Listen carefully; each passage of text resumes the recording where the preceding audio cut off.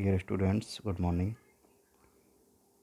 Welcome in my video lecture of System Analysis and Design. Students, in previous lecture we have studied about the types of feasibility.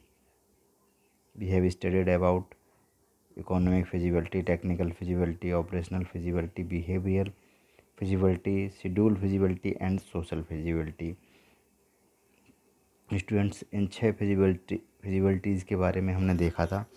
अब हम बात करेंगे management feasibility की. इसमें क्या होता है कि it is a determination of whether the proposed system is expectable to the management of the organisation. इसमें हम ये देखते हैं, ये डिटरमाइन करते हैं, जो सिस्टम एनालिस्ट है वो ये डिटरमाइन करता है कि जो प्रपोज सिस्टम है, यानी जो सिस्टम हम बनाने वाले हैं, वो मैनेजमेंट के द्वारा स्वीकार है या नहीं है. जो ऑर्गेनाइजेशन का मैनेजमेंट है वो सिस्टम को स्वीकार करता है, एक्सेप्ट करता है या नहीं करता है. The project may be rejected if the management does not accept the propose system.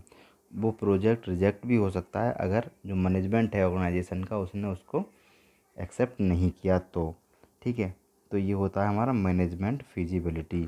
Okay, management से रिगार्डिंग एक्सपेक्टेंस जो होगा वो इस फिजिबिलिटी के द्वारा हम डिटरमाइन करते हैं या सिस्टम एनालिस्ट डिटरमाइन करता है. लीगल फिजिबिलिटी की बात करें तो it is a determination of whether the proposed project is under legal obligations of non act and status act etcetera. इसमें ये डिटरमाइन किया जाता है कि जो प्रपोज सिस्टम है या जो प्रोजेक्ट है हमारा, वो एक वैध तरीके से लीगल ऑब्लिगेशन की जानकारी को रखते हुए, ध्यान में रखते हुए, स्टेटस को ध्यान में रखते हुए बनाया जा रहा है या नहीं. ठीक है, तो ये थी हमारी legal feasibility. Next is time feasibility. It is a determination of whether the propose system will be completed with in a specified time period. If the project takes too much time, it is likely to be rejected. इस time feasibility में हम ये check करते हैं, ये determine करते हैं कि जो प्रपोज प्रोजेक्ट है या सिस्टम है वो अपने जो स्पेसिफाइड टाइम है उस पीरियड में कंप्लीट होता है या नहीं होता है. अगर ये अपने टाइम में कंप्लीट नहीं होता, ज़्यादा टाइम लेता है, तो ये रिजेक्ट भी हो सकता है. टाइम फिजिबिलिटी और शेड्यूल फिजिबिलिटी लगभग सेम है, दोनों एक ही तरीके से हैं. उसमें बस शेड्यूल को भी ऐड कर देते हैं. हम चाहें तो इसे एक ही फिजिबिलिटी के नाम से जान सकते हैं जिसका नाम है शेड्यूल फिजिबिलिटी. ठीक है, तो ये थी हमारी टाइप्स ऑफ फिजिबिलिटी. अब आगे हम देखेंगे फिजिबिलिटी रिपोर्ट क्या होती है. फिजिबिलिटी के टाइप्स तो आपको समझ में आ गए होंगे, आप ध्यान रखिएगा फिजिबिलिटी के टाइप जो होते हैं. ठीक है, सबसे पहला economic feasibility, then technical feasibility, then operational feasibility, behavioural feasibility and schedule feasibility, social feasibility, management feasibility, legal feasibility and time feasibility. इस तरीके से फिजिबिलिटी के ये कैटेगरीज़ हैं. अब हम बात करेंगे फिजिबिलिटी रिपोर्ट क्या होती है. फिजिबिलिटी रिपोर्ट के बारे में, it is A final report of the feasibility study about the findings and conclusion of the study. जब हम किसी सिस्टम को स्टडी करते हैं, ठीक है, या स्टडी करने के बाद जो भी हम उसमें प्राप्त करते हैं, जो भी निष्कर्ष निकालते हैं, उसकी जो फाइनल रिपोर्ट है वो फिजिबिलिटी स्टडी की, वो फिजिबिलिटी रिपोर्ट कहलाती है. मान लीजिए किसी सिस्टम को हमने एनालाइज़ किया, उसे स्टडी की उसकी, और उसके बाद जो फाइनल रिपोर्ट निकलती है फिजिबिलिटी स्टडी करने के बाद, वो हमारी कहलाती है feasibility report. It should be possible to review report and take decision on the project based on it. और ये जो फिजिबिलिटी रिपोर्ट है ये इतनी पॉसिबल होनी चाहिए कि वो रिपोर्ट जो है रिव्यू की जा सके, रिव्यू में, और कोई डिसीजन लेना है वो भी हम रिव्यू के आधार पर, इस रिपोर्ट के आधार पर ले सकें. For the convenience of the reader, report usually include executive summary which give the silent point and conclusion of the report. इनका कहने का मतलब है कि रीडर आसानी से समझ सके रिपोर्ट को, इसके लिए हम क्या करें, जो रिपोर्ट है उसकी एक एग्जीक्यूटिव समरी और उसके कुछ साइलेंट पॉइंट, जिससे एग्जीक्यूटिव समरी देनी चाहिए, हमें एक बनानी चाहिए रिपोर्ट में, जिससे क्या होगा एक कुछ साइलेंट पॉइंट और रिपोर्ट का जो कंक्लूजन है वो पता चल जाएगा। ठीक है, पूरी रिपोर्ट स्टडी करने की ज़रूरत नहीं होगी, कंक्लूजन को या समरी को देख के पता चल जाएगा इस रिपोर्ट में हमें क्या क्या चीज़ें हमारी फाइंड हुई हैं, क्या क्या कंक्लूजन निकले हैं। ठीक है, the report must contain clear scope of the system. Report के अंदर सिस्टम का क्लियर स्कोप होना चाहिए।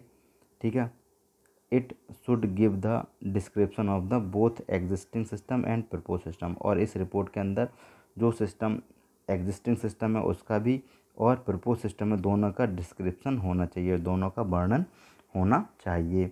द रिपोर्ट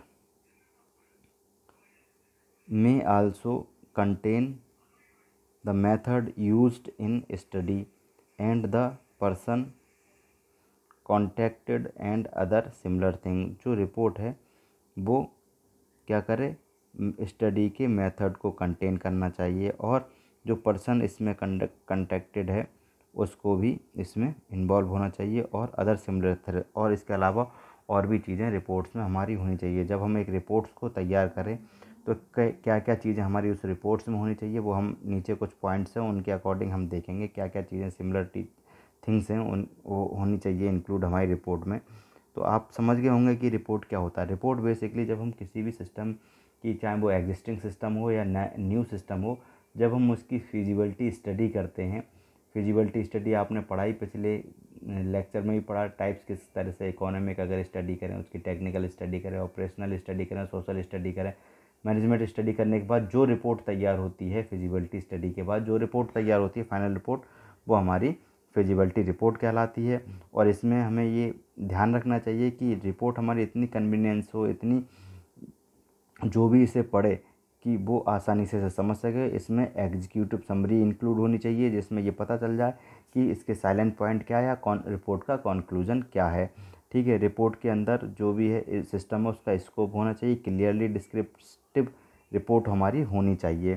ठीक है, कुछ पॉइंट्स हैं जो रिपोर्ट्स में हमारे होने चाहिए, उनके बारे में देखते हैं। पहला है title page with the name of the project and customer. ठीक है, जो रिपोर्ट को तैयार कर रहा है या जो कस्टमर है और ठीक है उसके नाम के सहित टाइटल पेज हमारी रिपोर्ट में होना चाहिए। टाइटल पेज में रिपोर्ट का नाम, रिपोर्ट का क्या टाइटल है, ठीक है, प्रोजेक्ट का क्या नाम है उसको भी और कस्टमर के नाम को भी ऐड करना चाहिए। यानी कि टाइटल पेज हमारी रिपोर्ट का होना चाहिए जिसमें ये हो कि रिपोर्ट का टाइटल क्या है और कौन से प्रोजेक्ट पर हमारी ये रिपोर्ट बनी है या कस्टमर कौन है। ठीक है, सेकंड इन्फॉर्मेशन, वर्जन नंबर, जो भी इन्फॉर्मेशन वर्जन नंबर है वो सारी detail, name of the author, author का नाम, रिव्यूअर का नाम, अप्रूवर का नाम, ये सारी चीज़ें हमारे सेकंड नंबर पर होनी चाहिए किसी भी रिपोर्ट में के अंदर।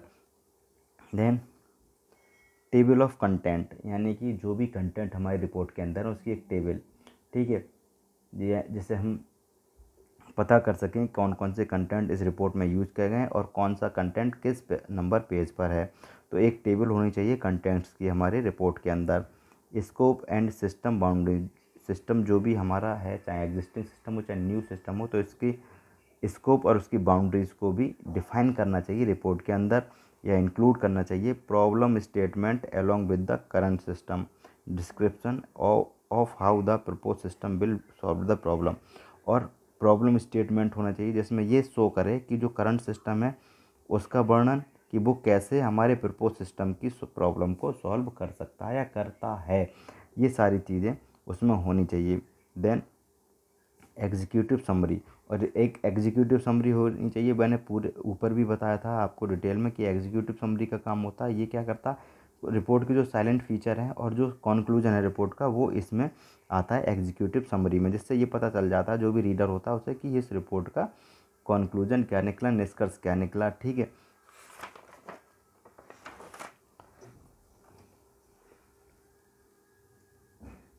And cost benefit statement, report के अंदर कॉस्ट और बेनिफिट स्टेटमेंट्स भी होने चाहिए कि जो सिस्टम हम बना रहे हैं उसमें कितनी कॉस्ट हमारी लगेगी, क्या क्या बेनिफिट्स हैं, ये सारे स्टेटमेंट्स हमारे रिपोर्ट के अंदर होने चाहिए। Implementation schedule for implementing propose system, और इम्प्लीमेंटेशन शेड्यूल भी होना चाहिए जिससे पता चल जाए कि जो भी हमारा प्रपोज सिस्टम है उसमें कब कब इम्प्लीमेंट किया जाएगा। एक शेड्यूल जो होता है वो हमारी रिपोर्ट के अंदर होना चाहिए। ठीक है, एंड हार्डवेयर कॉन्फ़िगरेशन, यानी रिपोर्ट में जो जो हमने ऑपरेशंस यूज़ किए हैं, जो जो टूल्स यूज़ किए हैं, उनका हार्डवेयर कॉन्फ़िगरेशन, मतलब जो भी टूल्स यूज़ किए गए हैं, चाहे कंप्यूटर सिस्टम हो, चाहे लैपटॉप हो, चाहे टूल्स हो, चाहे इक्विपमेंट्स हो, उनका हार्डवेयर स्पेसिफिकेशन क्या है, कॉन्फ़िगरेशन क्या है, उन सारी चीज़ों को रिपोर्ट में हमें इंक्लूड करना चाहिए। Then appendices with detail to supplement of report, यानी कि जो जो अपेंडिक्सेस हैं हमारे रिपोर्ट के, उसको भी हम रिपोर्ट में इंक्लूड करें। इस आधार पर अगर हम रिपोर्ट बनाएंगे तो रिपोर्ट हमारा जिस पर्पज़ से बनाई गई है वो पर्पज़ हमारा फुलफ़िल होता रहेगा। ठीक है, तो कुछ ये पॉइंट्स है, ये ध्यान रखने योग्य बातें हैं जब हम रिपोर्ट तैयार करें। ये सिस्टम एनालिस्ट के पार्ट की चीज़ें हैं। ठीक है, ये जो मैंने बताए थे ये क्या है, ये सब सारे काम फिजिबिलिटी रिपोर्ट बनाने के बाद सारे काम, रिपोर्ट जब तैयार करते हैं किसके हैं, ये हैं सिस्टम एनालिस्ट के। तो सिस्टम एनालिस्ट को ये सारी चीज़ें हमारी ध्यान में रखनी चाहिए जब वो रिपोर्ट बनाए, जैसे कि टाइटल पेज है, information, table of content, scope of system boundaries, ठीक है, प्रॉब्लम स्टेटमेंट कि करंट सिस्टम और जो प्रपोज सिस्टम है वो एक दूसरे से कैसे रिलेट करता है, ये सारी चीज़ें हमारी रिपोर्ट में होनी चाहिए। और एग्जीक्यूटिव समरीज, ये सारी चीज़ें हमारी रिपोर्ट में होनी चाहिए। ठीक है, एग्जीक्यूटिव समरी, और उसके बाद कॉस्ट बेनिफिट स्टेटमेंट, ये सारे, और इम्प्लीमेंटेशन कैसे इम्प्लीमेंट किया है रिपोर्ट में हमने, हार्डवेयर कॉन्फ़िगरेशन, और ये सारी चीज़ें हमारी रिपोर्ट में होनी चाहिए। इस तरीके से अगर हम फिजिबिलिटी रिपोर्ट हमारी प्रिपेयर की जाती है। तो ये था हमारा आज का टॉपिक फिजिबिलिटी रिपोर्ट, और कल नेक्स्ट टॉपिक के साथ मिलेंगे। आज के टॉपिक में इतना ही। Okay, thank you students, have a nice day.